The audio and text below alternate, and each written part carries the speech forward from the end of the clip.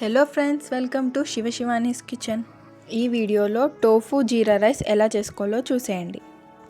Let's start. ముందుగా ఒక బాండిల్ తీసుకొని అందులో 2 టేబుల్ స్పూన్ ఆఫ్ ఆయిల్ వేసుకోవాలి. ఆయిల్ హీట్ అయిన తర్వాత 1 టేబుల్ స్పూన్ ఆఫ్ జీలకర్రను వేసుకొని ఫ్రై చేసుకోండి.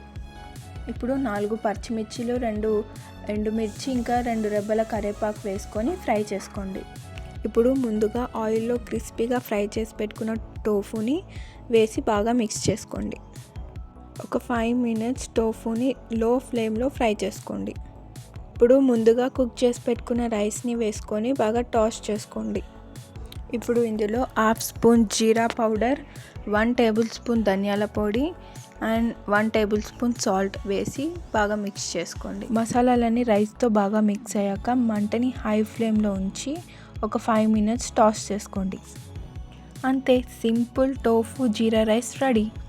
చూసారు కదా, సింపుల్గా టోఫు జీరా రైస్ ఎలా చేసుకోవాలో.